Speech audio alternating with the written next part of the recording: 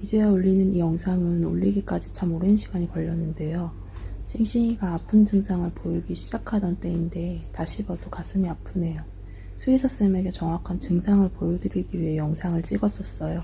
싱싱이 나이가 올해 10살, 이때가 겨우 노견 시작된다는 7살이었네요. 싱싱이 행동을 보는데 평소와 다르게 이상함을 느꼈어요. 하루 이틀 정도 숨 쉴 때 여느 때와는 다른 소리가 나고 저렇게 기침할 때 캑캑으로 끝나지 않고 거위 소리가 나더라고요.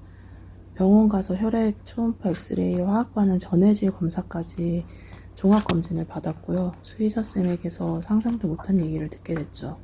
진단 결과는 2008 사세부전증으로 이미 단계가 많이 진행돼서 C단계 진단을 받았고 심장이 많이 비대해져서 심각한 상태였답니다. 수의사쌤이 이대로라면 6개월도 넘기기 어려울 수 있다고 하셨어요. 시한부 선고를 받고 얼마나 울었는지 몰라요. 다 제 탓인 것만 같았죠.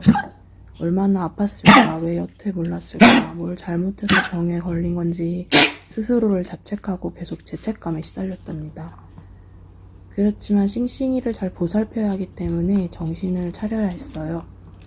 이 신부전은 치료가 불가능해요. 그래서 우리가 할 수 있는 노력은 지금 상태에서 나빠지지 않도록 심장이 더 이상은 커지지 않게 약을 먹으면서 유지하는 방법뿐이랍니다. 그렇게 될 때까지 보호자 뭐 했냐 누군가 물어볼 수 있을 거예요.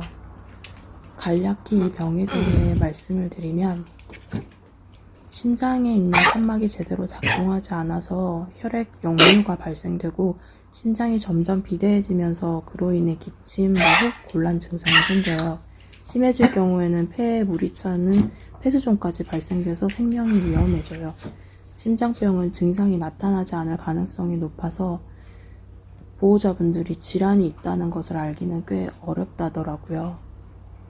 저 또한 전조 증상을 전혀 알아차릴 수 없었어요. 수의사가 아닌 이상 보호자분들이 심잡음을 들을 수가 없으니 이 병으로 아이가 아프다고 스스로를 질책하지 않으셨으면 좋겠어요. 처음 처방약을 먹일 때는 싱싱이가 너무 먹기 싫어해서 억지로 먹이느라 집사도 싱싱이도 힘들었는데요. 무엇보다 힘들었던 건 약을 먹이기 시작하니까 음식을 끊어버리더라고요.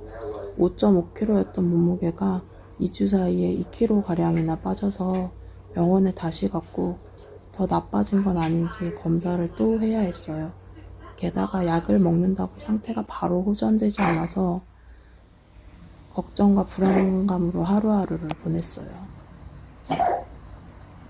뭐라도 먹여야 했기 때문에 싱싱이가 먹을 수 있도록 많은 시도를 했고 가장 효과가 있었던 방법은 사료를 따뜻한 물에 불려서 주는 거였어요.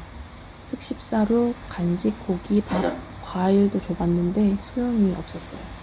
불린 사료도 거의 조금씩만 먹었는데 체력이 회복되다 보니 전체 사료도 잘 먹고 약도 적응하더라고요.